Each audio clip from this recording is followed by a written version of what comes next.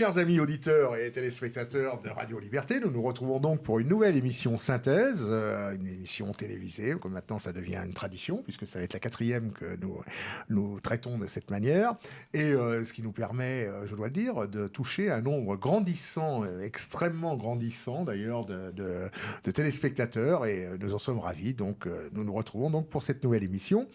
Vous savez, cette émission étant enregistrée en différé, étant plus exactement diffusée en différé, enregistrée avant, eh bien nous avons le même problème que la semaine dernière, c'est-à-dire que notre ami Philippe Randa ne peut malheureusement pas être des nôtres, il est retenu en raison des grèves qui seront peut-être terminées au moment où l'émission passera d'ailleurs, allez savoir. On l'espère. On n'en sait rien.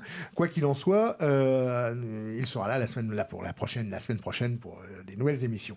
Mais comme la semaine dernière, eh bien il est remplacé par Arnaud Menu. Arnaud Menu, bonjour. Bonjour Roland. Arnaud qui a été l'un des pionniers de cette radio, de TV Liberté aussi, puisqu'il a dirigé pendant très longtemps Radio Liberté, pendant plusieurs années. Et c'est ensemble que nous avions lancé d'ailleurs, je rappelle toujours... À l'initiative malgré tout quand même de Martial Bild, l'émission Synthèse en 1980... Oh pardon, excusez-moi. Oh là, je sais que nous nous connaissons depuis un certain nombre d'années, Roland. en 2016. En 2016, voilà. Et aujourd'hui, nous avons un invité de renom, un professeur d'économie, un journaliste français. Nous avons le plaisir de recevoir Philippe Simoneau. Philippe Simoneau, bonjour. Bonjour. Alors, Philippe Simoneau est professeur à l'université Paris X. Vous êtes... Non, j'ai pris ma retraite. Oui, enfin, vous étiez professeur à l'université Paris X. Tout à fait. Donc vous avez eu aussi une carrière de journaliste que vous continuez toujours. Vous faites toujours des articles. Ça, enfin, disons des tribunes. Des tribunes, voilà, dans le Figaro, dans Le Monde, dans différents journaux. Et vous vous êtes intéressé évidemment à tout ce qui vient de se passer, à l'actualité qui vient de se dérouler de ces dernières semaines, en particulier ce qui se passe en Iran. On aura l'occasion d'en parler certainement. Et aussi les problèmes des retraites aussi, qui sont toujours d'actualité, n'est-ce pas? Et aussi du Sahel aussi, de ce qui se passe actuellement dans le Sahel. Ça va être 3 thèmes que nous allons aborder au cours de cette émission. Alors, avant, peut-être que Arnaud, vous avez un certain nombre de... Évidemment, on parle à quelques jours de oui, avant. Mais peut-être resituer en tout cas les travaux principaux de notre invité. Et je vois que vous êtes intéressé très vite aux questions monétaires. Oui. Et on peut dire, alors il faudra expliquer un peu à nos auditeurs et téléspectateurs, mais vous êtes en fait un défenseur de ce qu'on appelle l'étalon or, contre le système dit de Bretton Woods, qui était le système monétaire international qui s'est créé après-guerre. Et en sorte, est-ce qu'on peut dire que vous êtes un héritier de ce qu'on appelle en économie l'école libérale autrichienne? Tout à fait. Tout à fait. Mon maître, c'est Mises. Voilà. Von Mises. D'accord. Et donc, est-ce que vous pouvez au moins expliciter très pour rapidement pour les téléspectateurs Disons, je suis un libertarien autrichien. Voilà. Donc, pour moi, ce qui compte, c'est l'individu, et la liberté de l'individu. Et à partir de là, on peut, à mon avis, construire une véritable société. C'est-à-dire que vous, ce qui prime, c'est l'individu. Tout à fait, tout à fait. C'est-à-dire que finalement, la société en tant que telle n'existe pas. Elle est composée d'individus. Et donc pour vous, c'est le combat le plus important, c'est le combat pour la liberté. Tout à fait, tout à fait. Et est-ce que derrière cette question de la liberté, de ce fait, est-ce que ça détermine ce qu'on appelle une éthique de la responsabilité? Tout à fait. C'est-à-dire que du fait que les individus sont libres, ils sont de ce fait redevables de leurs actes. Tout à fait. C'est la responsabilité. Il n'y a pas d'individualisme sans responsabilité. Tout à fait. Tout à fait. Alors, est-ce que vous remettez en cause la notion de nation, pour autant, la notion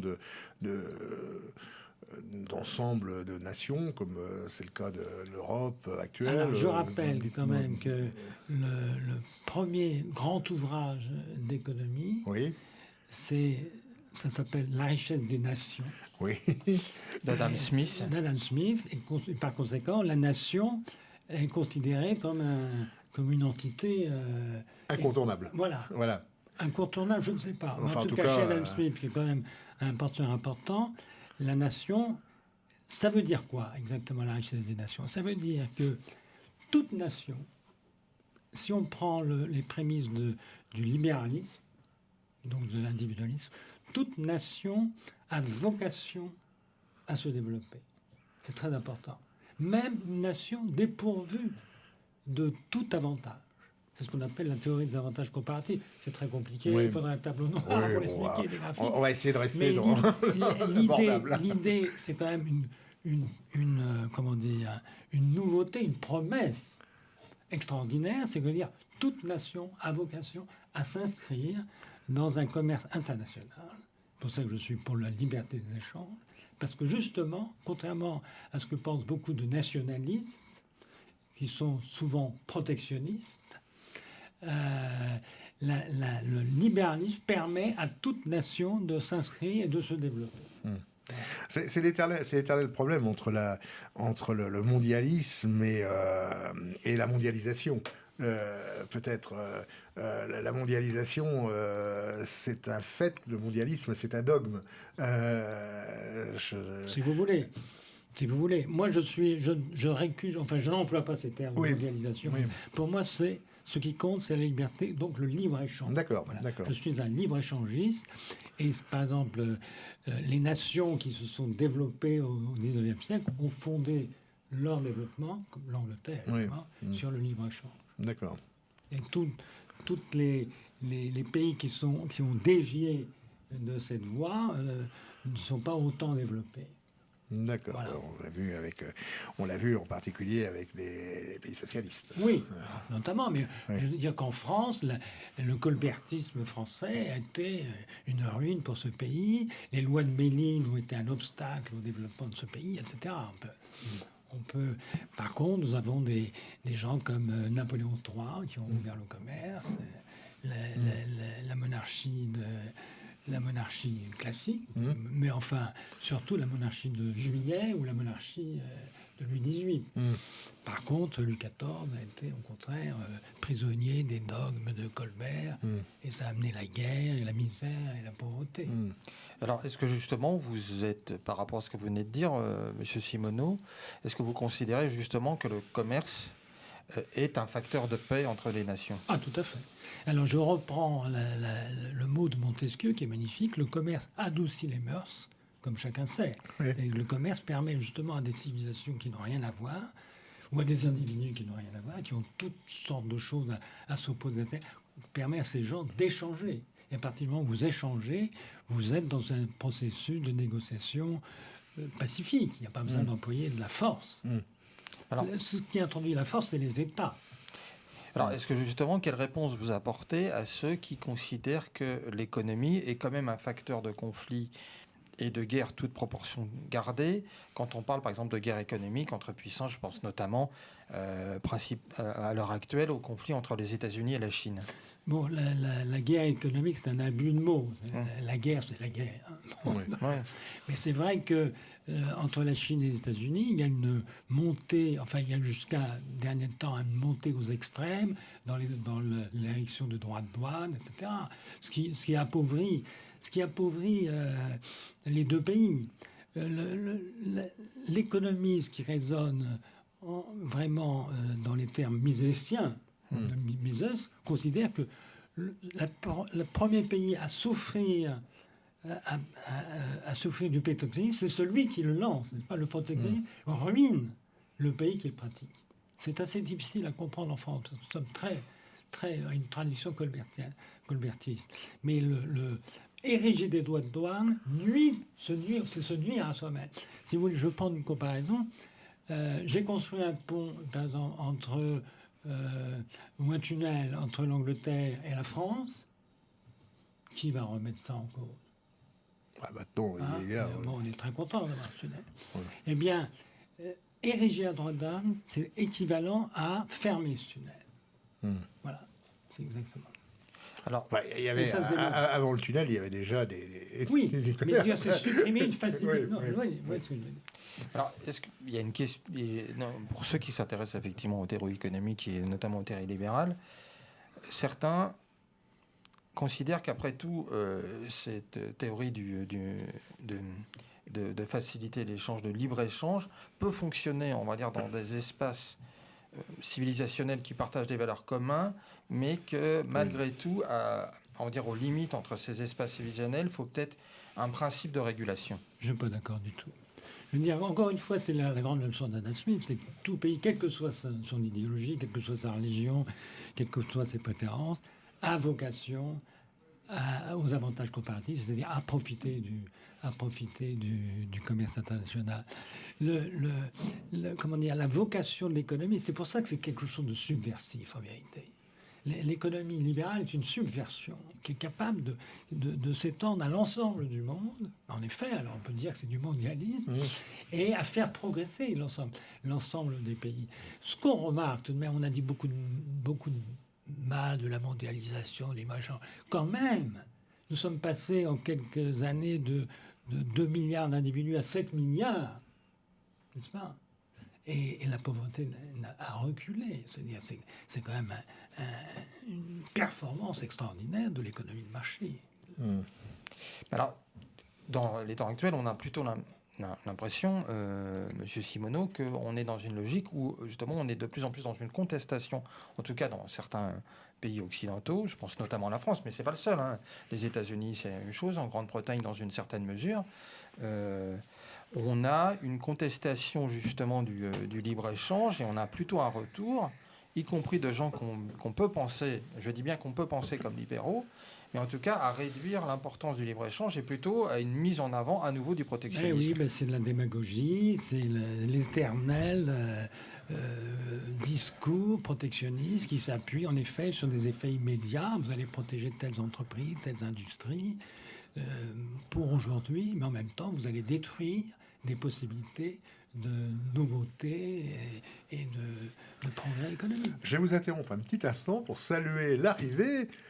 Il a triomphé des grèves et de bien des choses. Et de bien des choses sont arrivées là. L'arrivée du professeur. Bonjour, monsieur le professeur Pierre Delaumier et des nôtres. Et puisque je suis là, j'ai entendu ce matin... Et bonne année. Et bonne année. Façon, c'est pas... Si, on s'est vu. Mais mon visage est tellement toujours nouveau pour vous. Ah bah, toujours un plaisir de vous voir. Il y a une question, j'ai entendu ce matin, j'ai trouvé l'analyse très intéressante, qui disait qu'en réalité, Trump avait augmenté les droits sur la Chine et que, en réalité, les consommateurs s'en étaient pas aperçus. Parce qu'il avait diminué d'autres taxes, parce que les Chinois s'étaient adaptés au prix, et que par contre les Chinois, eux, avaient, pour maintenir leur prix bas, baissé leurs taxes. Ouais. Et qu'en fait, c'était un transfert du déficit, voilà, c'est un transfert du déficit américain sur la Chine. Ouais. On augmente les recettes fiscales des États-Unis et celles de la Chine diminue, et que donc ça n'est qu'indirectement une opération commerciale, c'est presque une opération de transfert fiscal. Ouais, il faudrait voir ça dans le détail. Oui. Alors, vous avez toujours un œil d'observateur, mon cher Pierre, qui vous amène à soulever des lièvres sur lesquels on n'est pas forcément prévu de parler, mais pourquoi pas. Voilà. Alors, tout à l'heure, en introduction de cette émission, nous avions indiqué que nous allions parler de l'Iran. Justement, parler des États-Unis, c'est difficile de parler de l'Iran sans parler des États-Unis, et des États-Unis sans parler de l'Iran en ce moment. Alors, quelle est votre analyse, Philippe Simoneau, sur la situation actuelle du conflit latent, je ne sais pas si on peut appeler ça comme ça, entre l'Iran et... Bon, alors, pour comprendre le problème iranien d'aujourd'hui, qui est le problème, disons, au moins de la région, oui. Il faut remonter jusqu'en 1956, si vous le permettez. Je vous en prie. En 1956, nous avons une réunion ultra secrète dans un pavillon de la banlieue de Sèvres, où sont présents le ministre français des Affaires étrangères, Ben Gourion en personne, qui est arrivé clandestinement, et Moshe Dayan. D'accord. Et il s'agit, c'est un véritable complot, oui. Dans le plus grand secret, évidemment. Personne ne sait que le Premier ministre israélien est en France. Oui. Bon, il est arrivé dans un avion masqué, dans un aéroport, petit aéroport. Il était conduit sous le plus grand secret dans ce pavillon de banlieue. Et de quoi s'agit-il ? Il s'agit d'abord de monter ce scénario invraisemblable, qui est l'opération de Suez, que je vous rappelle en 2 mots. C'est-à-dire qu'on charge, en quelque sorte, les Israéliens d'envahir le Sinaï jusqu'au canal de Suez, à partir de quoi les forces franco-britanniques interviennent pour séparer les belligérants, c'est-à-dire Israël et l'Égypte. L'idée, évidemment, la nationalisation du canal de Suez a été un coup terrible pour l'Angleterre. Pour la France, il s'agit de atteindre Nasser, parce que pour les Français, pour Guy Mollet en particulier, Nasser est le suppôt du FLN, qui soutient le FLN, et beaucoup de gens du FLN sont au Caire et complotent pour l'indépendance de l'Algérie. Et par conséquent, d'une pierre en fait 2 coups, c'est-à-dire on récupère le canal de Suez, et en même temps, on punit Nasser. Parce que Nasser, il faut se rendre compte, Nasser est traité par Mollet, par Eden, qui est de l'autre côté de Anthony Eden, comme le nouveau Hitler. Ah. Mais vraiment, et on retrouve ça dans la presse. Et donc, preuve d'imagination. Comment ? Ils font preuve d'imagination. Écoutez, ça passe dans la presse, je veux dire, parce que Anthony Eden est hanté par Munich. Beaucoup de ces gens-là sont hantés par Munich. Eden s'est révolté contre Chamberlain à l'époque. Il était déjà secrétaire d'État aux Affaires étrangères. Et donc, il ne veut pas accepter d'une politique d'apaisement vis-à-vis de Nasser. Il dit qu'il faut tuer le serpent dans l'œuf.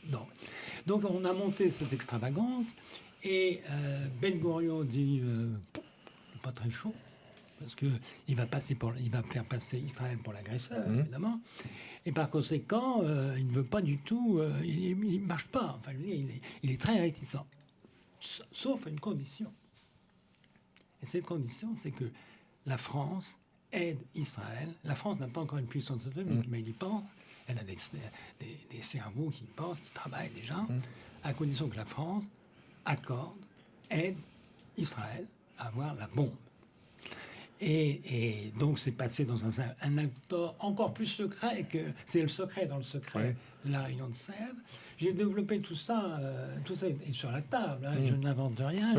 Et j'ai notamment rappelé ces faits dans mon bouquin sur la déclaration Balfour, qui s'appelle « Le siècle Balfour ». Qui est sorti en 2018, je crois. Voilà, c'est donc, ça. tout à fait récemment. À partir de ce moment-là, alors la particularité de cette bombe israélienne, c'est qu'elle reste secrète, cachée, personne n'en dira jamais rien. Elle est financée d'une manière privative, on peut dire, puisqu'il ne s'agit pas de la faire apparaître dans les comptes publics israéliens.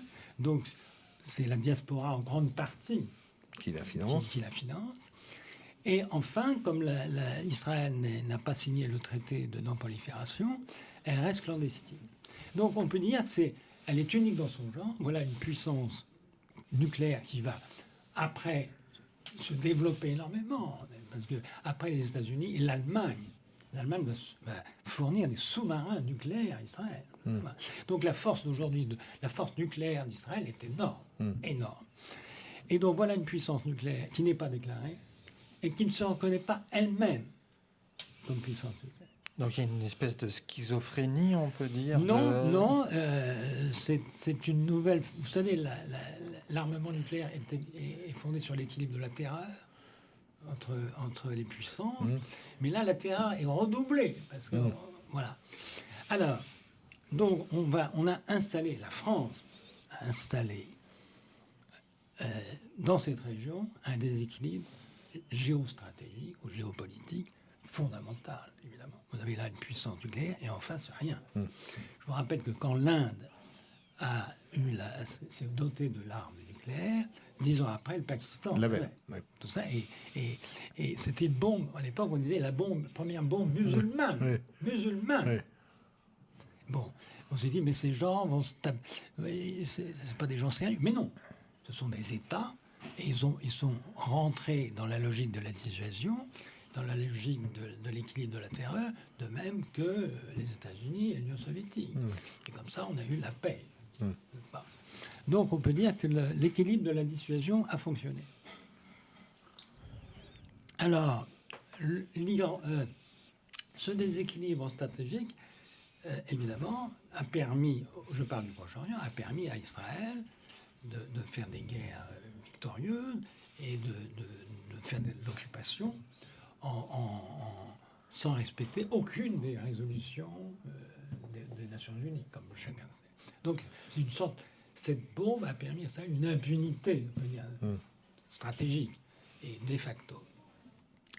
Et cet équilibre a essayé d'être corrigé une première fois en Irak, avec l'aide de la France. Oui. C'est le réacteur que Chirac avait installé en Irak. Ça fait assez de bruit, oui. Ça fait une consonance, dire Chirac aux Irak. Oui. Et les Israéliens ont envoyé un raid qui a rasé. En 80, je crois. Oui. Après, la Syrie a essayé de faire pareil. Clac. Ils ont été rasés. Et l'Iran s'est lancé. D'ailleurs, on peut dire que déjà du temps du Shah, il y avait ces Tout à fait. Voilà, je crois que la centrale, déjà au temps du Shah, il y avait une centrale nucléaire de construite en Iran, par la France d'ailleurs. Alors vous me corrigerez, professeur Simoneau, mais il me semble que c'était déjà les Français qui à nouveau avaient, je crois, proposé l'arme nucléaire, en tout cas les centrales nucléaires à l'Iran, et que en fait, il me semble, c'est peut-être ce que vous allez nous expliquer, que quand il y a eu la révolution islamique de 79, la France a arrêté de fournir, et que les Iraniens n'étaient pas, les mollahs n'étant pas contents, c'est ce qui explique en partie les attentats commis dans les années 80. Bon. C'est ce que j'ai entendu, alors peut-être que je me trompe. Je ne me lancerai pas dans ça.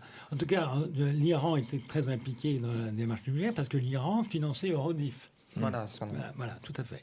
Bon, après, l'État, c'est l'État, quelle que soit la couleur religieuse des dirigeants. Donc, normalement, l'Iran a repris cette tâche d'équilibrer. Et dans un récent article, je prétends que donc, la démarche nucléaire de l'Iran est parfaitement légitime.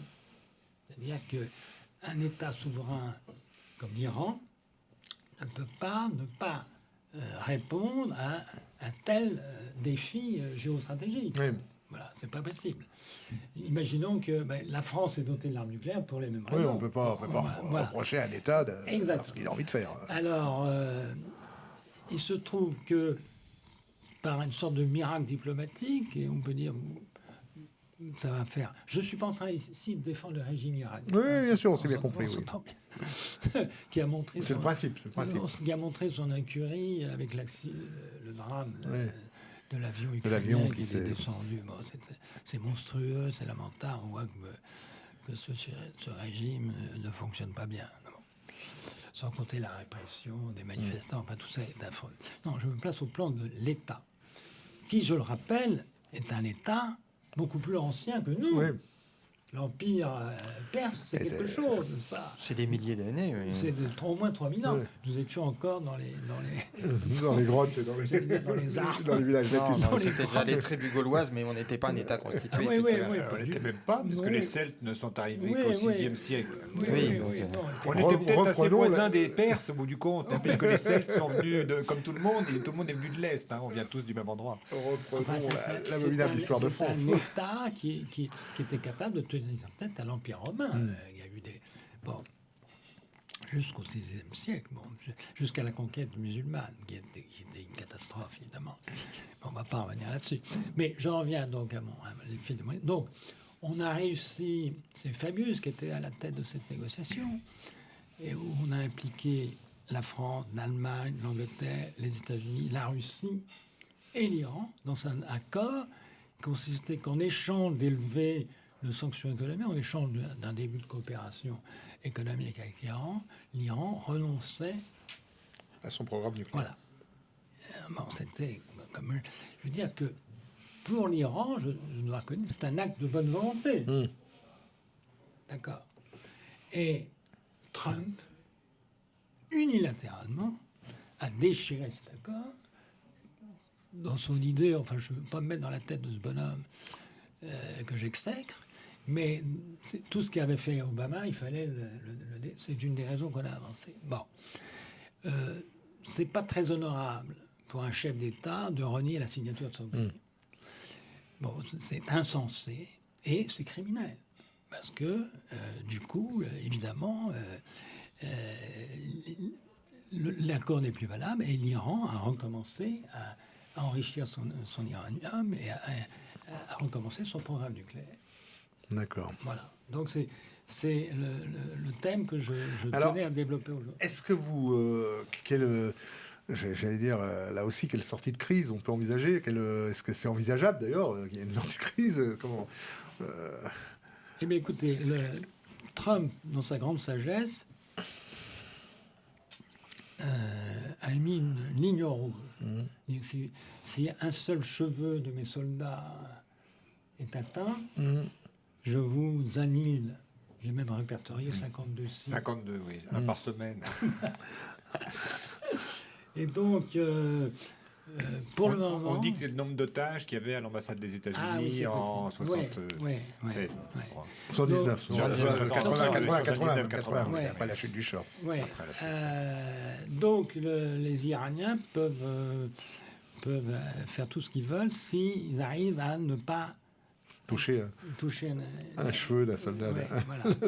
Donc, moi, je pense que l'obsession de l'Iran, c'est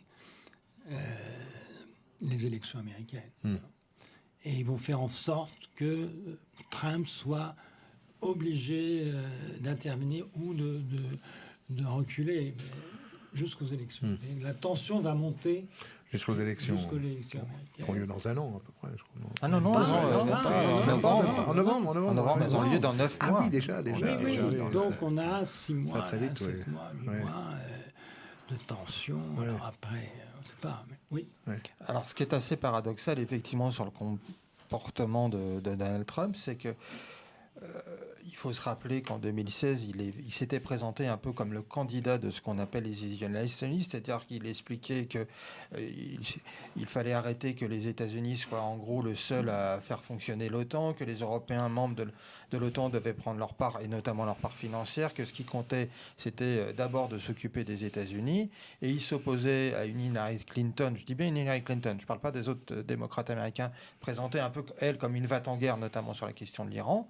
Et là, on a un peu un retournement, c'est-à-dire qu'on a un peu les démocrates qui, toute proportion gardée, la plupart des candidats démocrates à la primaire pour l'élection présidentielle se présentent un peu comme des gens qui veulent éviter les tensions face à un Trump qui retrouve un peu ce qu'on appelle la politique du gros bâton de l'époque de Theodore Roosevelt. Voilà, il faut poser la question, au-delà des analyses sur le caractère un peu curieux de Trump. Pourquoi Trump a déchiré cet accord? C'est ça la question. Parce que Mme Clinton, elle a dit j'entrerai en guerre contre l'Iran. Oui, en 2016. Elle dit j'entrerai, si je suis élu, j'entre en guerre contre l'Iran. Donc est-ce que c'est une stratégie de long terme qui est propre à l'État américain ou est-ce que c'est propre à Trump? Il faut voir comment Trump a été élu. Voilà.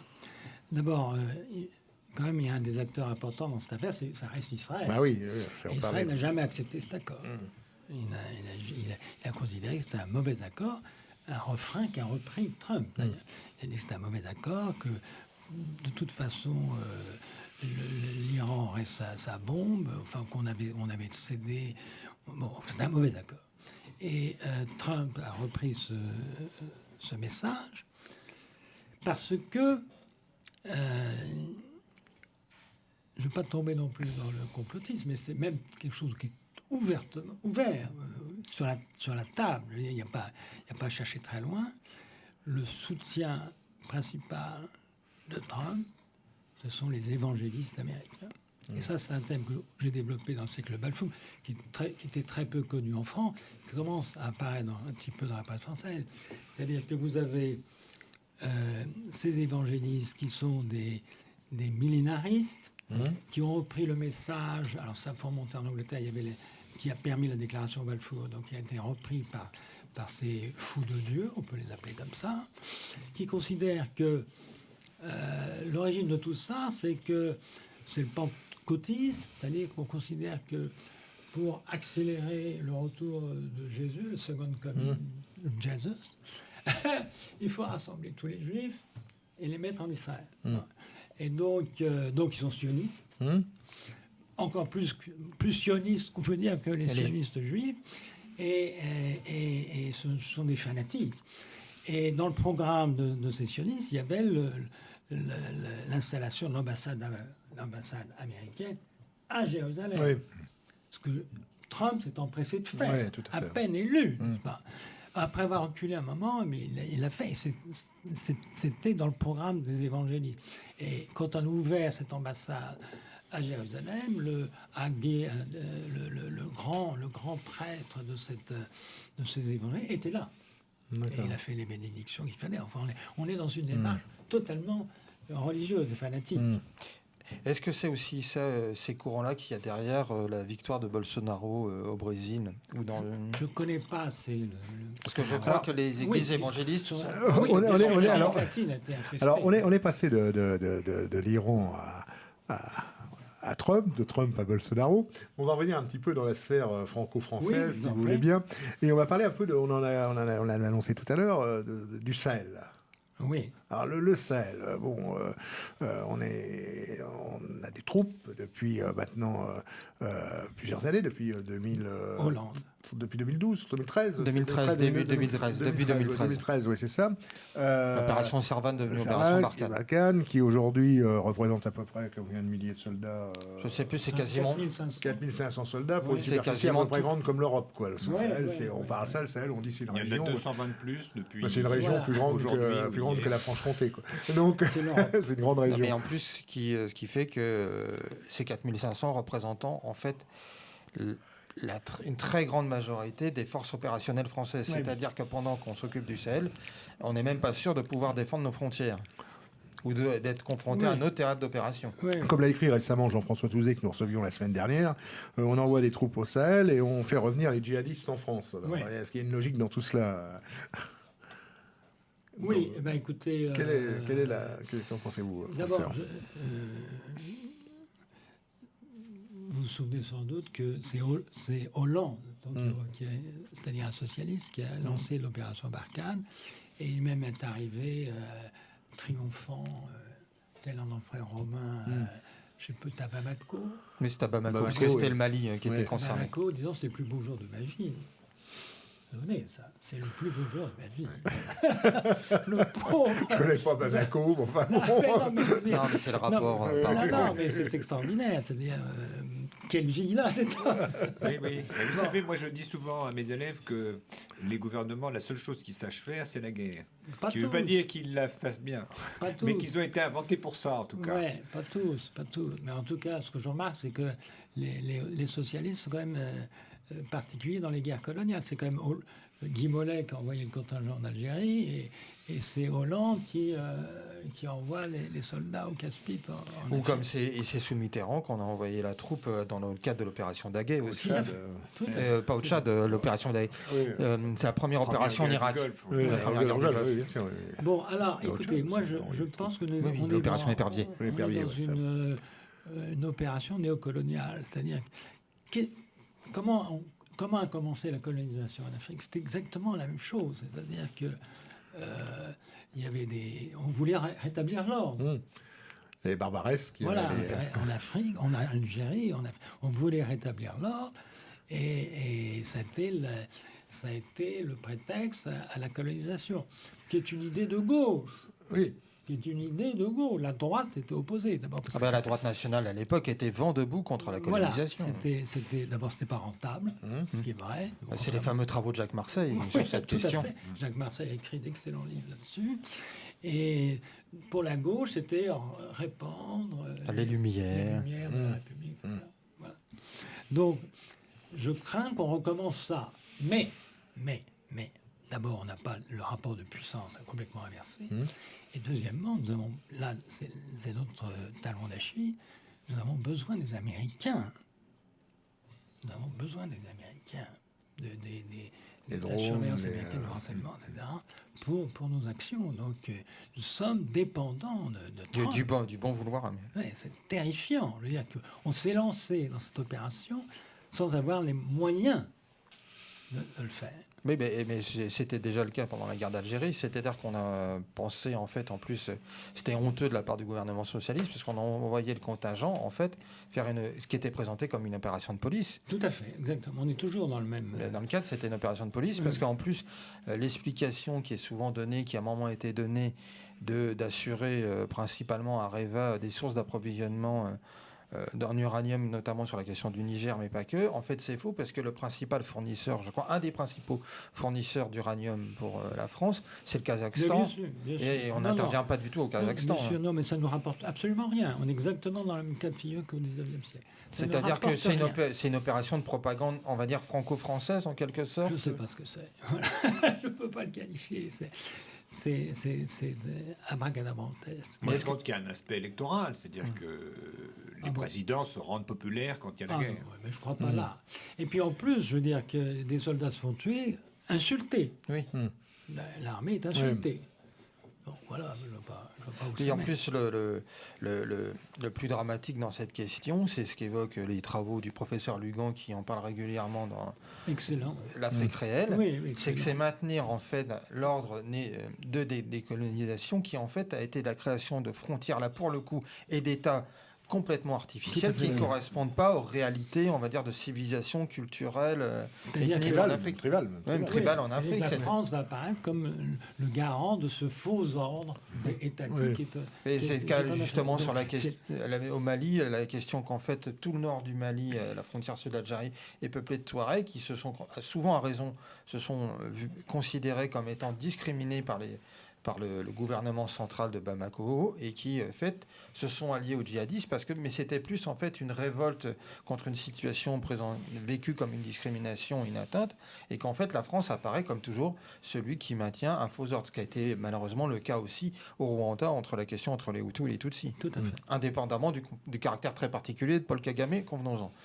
Tout à fait. Je suis tout à fait mais alors, est-ce que, comme le prétend le gouvernement, est-ce que la présence française dans cette région, au Sahel, a une influence dans la lutte contre le terrorisme en Europe voilà. Alors qu'à notre connaissance, jamais un membre des organisations Sahel, qui sévissent dans cette région n'ont provoqué d'attentats en Europe en tant que ressortissants de ces pays. Oui, bon. C'est ce qui ressort de oui, mais en tout cas, tout ça ne peut se terminer que très mal. Ouais. C'est ça. Oui.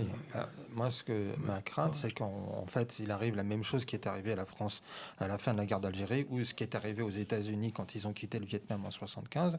C'est-à-dire que la France parte la queue entre les jambes avec une situation qui sera absolument pas gérée, et en fait la prise à thème du pouvoir par les structures que l'on combat toujours, que ça soit au Niger, au Mali, au Tchad.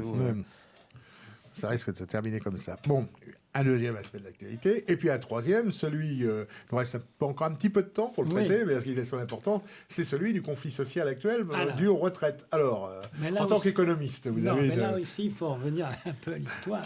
Il faut toujours revenir à l'histoire. Celui qui ne sait pas d'où il vient, il ne sait jamais d'où il va. Alors, ce qui est assez amusant, c'est d'entendre tous ces braves gens, le président de la République, le Premier ministre, le CNPF, le MEDEF, les syndicats, tous disent ce régime de retraite, c'est la résistance. C'est né grâce à la résistance, les lois de 45, les fameuses ordonnances 45, etc. Non, on entend ça. À longueur de journée. Alors, ça reste un scoop parce que j'arrive pas. Ça fait 3 fois ou 4 fois. La dernière fois, tu es dans le Monde sur 4 colonnes pour dire, mais la répartition, c'est la faute à Pétain. Ah oui. Voilà. Oui, c'est une création de l'État français. C'est une création de l'État français. Mais de ce que vous avez lu. Bon, vous avez le droit de le dire ici, même si on n'aime pas beaucoup dire du mal du personnage en question. C'est que, en 1941, il y avait un régime de capitalisation. Oui. Il y avait une caisse qui s'était formée, qui petit à petit consistait. On l'avait commencé en 1931. Ouais. Mais pour un certain nombre de salariés qui cotisaient, ça prospérait tellement qu'on avait même réduit les cotisations. Ouais. Bon. Arrive l'occupation, évidemment. On ne parlait pas comme ça à l'époque, mais le PNB a été divisé par 2 ou 3. Oui, c'est la ponction allemande. Et les vieux travailleurs qui ne travaillaient plus étaient au bord de la famine. Et alors Pétain a installé, dans les termes mêmes, le système de répartition, c'est-à-dire qu'il a puisé, il a dit que d'abord les cotisations d'aujourd'hui allaient directement pour soutenir les vieux travailleurs, et en plus pour abonder un peu le truc, il a puisé dans cette caisse qui avait été constituée par capitalisation. Et c'est Pétain, et derrière c'est la CGT, c'est Belin. C'est Belin. Oui, la CGT de la Charte du travail qui avait accepté... Le ministre du Travail. Et derrière Belin, il y a Larocque. Larocque. Ça vous dit quelque chose? Le colonel. Colonel. Non. Non. Mais non. Ah bon? Mais non. Dites-nous. Un homonyme. Non, Larocque, c'est le monsieur qui a fait les ordonnances 45. Ah, D'accord. Conseil d'État. Ah bah nous, vous savez, on a la culture Voilà. colonnaire. Non. Qui dit Larocque, Et- pense au oui, colonel. d'accord. Ben non. C'est un autre. Et c'est assez amusant, c'est qu'au moment en 1941, les gaullistes ont dit Pétain fait une opération dégueulasse, il puise dans la caisse pour faire de la démagogie auprès des vieux.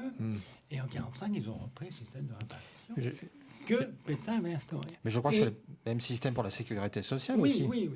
Mais je parle des retraites. Oui, spécifiquement des retraites. Et donc, à partir du moment où vous rentrez dans ces systèmes de répartition, il est très difficile d'en sortir. Parce que pour revenir à un système de capitalisation, il faut quand même continuer, les gens qui sont à la retraite aujourd'hui, il faut quand même continuer à les abonder. Oui. Voilà. Ils n'ont rien.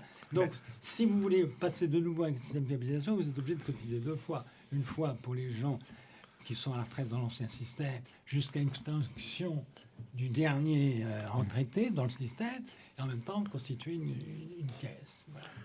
Est-ce que le maréchal Pétain avait conçu ce système comme premier? On pourrait dire c'est une mesure de guerre, en quelque sorte.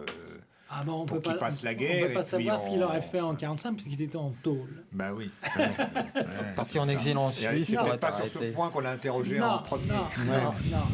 Mais moi je trouve, alors, je suis étonné que, enfin heureusement j'ai la parole ici, mais je suis étonné que cette idée, que ce système dont on presse les louanges, on ne dise pas, mais quand même les fondements sont un peu douteux quand même. Douteux pour... Pour le système. Non mais voilà. Non, mais une c'est espèce de- douteux ou au contraire, il y a des gens que ça pourrait réconcilier. Avec Ouais. ça. Ah bah oui, voilà. Chacun. faut toujours faire ça. la Mais réconciliation. non, mais ce qui est Non. extraordinaire, c'est qu'on ne puisse pas Faire le la dire. réconciliation tout simplement, nationale, parce qu'au sur- fond, Non, voilà. mais Voilà. Bon, alors C'est pas maintenant, un point très maintenant idéologique. pour parler de cette réforme, alors, bon, donc, premièrement, pour moi, la répartition est un mauvais système. Voilà, parce que la solidarité entre les générations, c'est un problème familial. Ça ne peut pas être un problème national. Et on est en plein socialisme. On ne peut pas, comment dire, promettre à des gens qui cotisent aujourd'hui leur retraite de demain, parce que on ne sait pas de quoi est fait le mort. Demain. Voilà. Et donc, en plus de ça, la démographie nous indique qu'il est forcément en faillite. Oui, il y a ce problème-là Il y a- aussi, il y a- évidemment. Plus l'allongement de la durée de vie, Voilà, fort voilà. heureusement dans une Ouais. certaine mesure. Oui, raison. oui, mais de certaine manière, c'est le fruit du système. Et troisièmement, je dirais que la répartition est forcément injuste. Le gouvernement s'est mis dans un imbroglio formidable. C'est-à-dire que ça ne peut pas être juste. La répartition ne peut pas être juste. Il y aura toujours quelqu'un qui dira « Ah, mais moi j'ai droit à ceci ou j'ai droit à cela ». Ce n'est pas possible. Donc, d'ailleurs, c'est vrai de l'État-providence, c'est vrai du socialisme.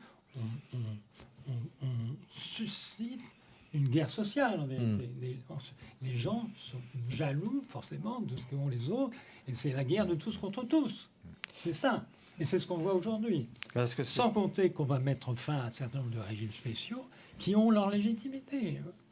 Pardon. Mais est-ce que c'est pas revenir à ce dont on parlait au début de cette émission, professeur Simoneau, quand on parlait justement de l'école autrichienne, une partie des libéraux dits classiques, c'est-à-dire l'éthique de responsabilité, Oui. c'est-à-dire qu'après tout, revenir à un système de capitalisation, que ça soit pour la santé, pour la retraite ou pour la prévoyance de manière générale, c'est pas aussi en quelque sorte, inciter les gens à être responsables. Oui, d'une part, et être responsable de leurs vieux, Oui. de leurs propres vieux. Parce que est-ce que justement, Voilà, c'est ça. en parlant d'éthique, sur la question d'éthique et de la morale, on peut parfois distinguer les deux. Est-ce que justement la question de la répartition, c'est pas aussi à un moment, la question, quand on voit que le système de répartition arrive à un moment à ses limites, va dans le mur, c'est à un moment la question de l'euthanasie, elle va aussi se poser, parce qu'à un moment, on va considérer pourquoi cotiser Elle se pose pour déjà. des gens qui, Oui, en fait, sont inactifs. Elle se pose Mais, déjà. et puis il y a la question, d'ailleurs une question qui est souvent posée, c'est que les gens ne vivent pas tous la même durée. Donc quand vous cotisez pour les autres et que vous mourrez à 64 ans, vous êtes quand même légèrement pigeonné. Quand vous capitalisez, tout n'importe qui a ce genre de contrat, si Excellent vous mourrez, vous gardez l'argent. Ouais. Et puis il y a puis c'est tellement de transmis à la- facteurs. Bon, moi, comprenez quelqu'un qui a 10 ans de plus que sa femme, par exemple. Il a peut-être envie de travailler jusqu'à 75 ans pour attendre que sa femme soit elle-même à la retraite, plutôt que d'être là à regarder la télé avec son chien chez lui pendant 10 ans. Hein, ou ne serait-ce pour rester en forme. Il y a des tas de professions. Et puis, il peut venir nous voir aussi. Non, et on va lui puis, trouver si vous une voulez, on ne occupation. tient pas compte aussi, on veut être juste et on met tout le monde pareil, mais il y a une chose qui est très très différente, c'est que si vous héritez d'un gros pactole, un bel appartement, etc., et que finalement la retraite qu'on vous verse, que paye le smicard pour vous, et de votre argent et des broutilles pour vous, donc on peut choisir, on se dit moi j'ai un gros patrimoine, donc quand je serai vieux, une petite retraite me suffit, je cotise moins. Et Ou puis, au contraire, j'ai rien, je cotise plus parce que dans ma famille tout le monde vit 105 ans, donc je sais qu'il me faudra beaucoup de Et puis il y a une pour absurdité survivre, de la part etc., du système de répartition, c'est que là, comme vous dites, on ne prévoit pas l'avenir, de ce quoi l'avenir soit fait pour les cotisants actuels, on ne sait pas qui cotisera pour eux. C'est aussi, il y a une absurdité en termes de pyramide d'âge. C'est la date maintenant d'entrée moyenne sur le marché du travail. Les gens rentrent du fait que l'allongement d'un certain nombre d'études, y compris pour avoir des fonctions subalternes, est de plus en plus importante. Autant c'est un système qui pouvait, toute proportion gardée, plus ou moins se comprendre quand on sait que les gens commençaient réellement à travailler à 17-18 ans, ils étaient déjà dans la force de l'âge et travaillaient. Maintenant, à 18 ans, vous avez à peine terminé vos études au lycée. Alors, je vais rajouter un mot. C'est que tout ça aussi dépend du régime juridique de l'héritage. Oui. À partir du moment où vous ne pouvez pas choisir votre héritier, Oui. Ouais, voilà. Voilà. c'est-à-dire que de toute façon, si vos héritiers sont sûrs d'hériter, ils s'occupent moins de vous que si ça dépend. Oui, et puis Oui, en plus, je suis et tout à puis fait il y a une d'accord. autre Bien et puis sûr, il y a une ouais. spoliation Alors, aussi de ouais, l'héritage avec le Malheureusement, droit. je crains que, comme l'habitude détestable de faire des études à tout le monde s'est répandue, jusqu'à présent, j'ai réussi à faire croire à mes enfants que je pouvais les déshériter. Ce qui fait qu'on est dans les meilleurs termes. Mais comme l'aîné n'a que 24 ans, si vous voulez, je ne sais pas si je pourrais tenir jusqu'au moment où ils envisageront ma mort comme un événement prochain. Vous Non, avez puis- beaucoup hérité, vous À moi de rien du tout pour l'instant. Je vais ajouter un dernier mot pour faire le raccord Oui, avec parce que Pétain. là, voilà. C'est que Macron, voir. au moins avec les avocats, fait exactement ce que Pétain a fait avec la caisse dont je parlais. C'est qu'il est en train de puiser dans la caisse des avocats. Oui, parce que oui, c'est la caisse des avocats. Ça, Oui, oui. ça, c'est pour Bon. moi ce qui me révolte le plus. Qu'on Ouais. fasse des systèmes absurdes, on est habitué, il est déjà absurde. Eh bien, chers amis, Et on ose prétendre qu'il fait une réforme libérale en plus. Je hein. ne sais même pas comment c'est possible légalement. Bon. Ah, et, pour Constitutionnellement. conclure, Maréchal Pétain, on y revient. Voilà. Bon, écoutez, l'heure avance malheureusement et on pourrait continuer cette passionnante conversation et toutes ces passionnantes conversations parce qu'on a abordé des sujets qui sont très intéressants. Et je voulais vous remercier, professeur Philippe Simoneau, d'être venu donc nous éclairer pendant cette émission. Je rappelle que l'un de vos derniers livres, enfin peut-être votre dernier livre, d'ailleurs, Le siècle de Balfour, Oui, c'est le dernier, oui, qui a été édité chez Pierre-Guillaume Deroux en mars 2018. Excusez-moi, Donc, le siècle Balfour, pas le siècle. Le siècle- le siècle Balfour, le siècle Balfour. Pardon. Non, il non, parle. non, non, mais Non, il faut appeler les choses par leur nom. Voilà. Le siècle Balfour, donc le dernier livre de 1917-2017, voilà. oui. Édité aux éditions Pierre-Guillaume Deroux. Le professeur, on est à l'école, on est presque à l'école. Il y a de nous plus en autres. plus de professeurs. Eh bien, le professeur Pierre plus, ou Delomier, moins, lui, plus ou moins authentique. lui nous raconte le passé. On n'a pas eu du présent, mais Oui, vous n'avez oui. pas du passé, et on renoue avec votre Vous abominable voyez, histoire de c'est France. ça qui est bien avec Philippe Simoneau, c'est qu'on passe de l'histoire à l'économie. Voilà, les barrières entre les disciplines sont nécessaires, enfin elles sont naturelles, mais en même temps elles sont factices. Alors la semaine dernière, vous en étiez à J'en sais rien, j'en sais. Vous savez plus, J'en suis maintenant dans la terminale. Donc on était à la convention. Bon, alors j'expliquais alors que ce que vous avez expliqué la semaine dernière, et là vous allez nous expliquer les maintenant. guerres intérieures de la convention et les guerres D'accord. extérieures, en fait, c'est la même chose. D'accord. La convention combat pour elle-même. D'accord. Que ce soit les ennemis extérieurs et intérieurs. D'accord. Mais justement, ce qui est tout à fait intéressant dans cette convention, c'est que elle a été au pouvoir jusqu'en 1795. 1792, 1795, 3 ans, et au fond, elle a mené pourquoi y a-t-il les thermidors? Après Thermidor, c'est toujours la Convention. C'est une sorte de suicide, mais en même temps, ils restent au pouvoir. Donc, au bout du compte, pourquoi ont-ils abattu Robespierre? C'est comme les bolcheviks se débarrassant d'une partie des plus purs pour maintenir le système. Voilà, mais les bolcheviks, à mon avis, avaient des idéologies beaucoup plus consistantes que les révolutionnaires de 1789. Non, je pense que ils avaient appris. Peut-être que les thermidoriens voulaient sauver leur tête. Tout Voilà. ça avait été théorisé. Alors moi, je pense que les acteurs n'ont rien compris eux-mêmes. C'est souvent le cas en histoire. Mais donc c'est la réaction de Thermidor. Alors donc c'est la séance du 27 juillet 1794 qui envoya à l'échafaud Robespierre et toute sa clique. Elle ne fut pas l'œuvre des modérés, en réalité, mais des dernières factions survivantes qui survivaient dans l'Assemblée. Parce que Robespierre, il éliminait tout le monde petit à petit. Donc plus ça allait, plus on se sentait visé. Et donc en mars, il s'était débarrassé des enragés, qui étaient dirigés par Hébert. Alors, les enragés, c'est ceux qui avaient fait le culte de la raison, etc. Et après, à cause de ça, mis les enragés en plusieurs morceaux dans des paniers, il a proclamé le culte de l'être suprême, et il en est paru des cérémonies d'un grotesque extraordinaire. À Notre-Dame. À Notre-Dame, avec une actrice qui jouait la déesse Raison et Robespierre en être suprême. Bon.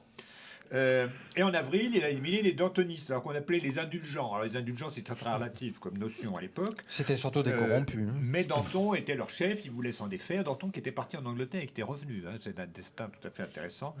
Et donc, les indulgents, ils disaient, puisqu'on n'est plus menacé par l'extérieur, on peut peut-être arrêter de couper la tête de tout le monde. Et évidemment, réussir à trouver ça scandaleux. Et donc, ceux qui restaient craignaient pour leur vie. Donc, vous voyez, je trouve qu'il n'y a pas de mécanisme, c'est pas une nouvelle doctrine. On peut dire, bon, les Girondins et les Jacobins, bon, c'est un petit peu des visions différentes. Mais là, on ne voit pas trop.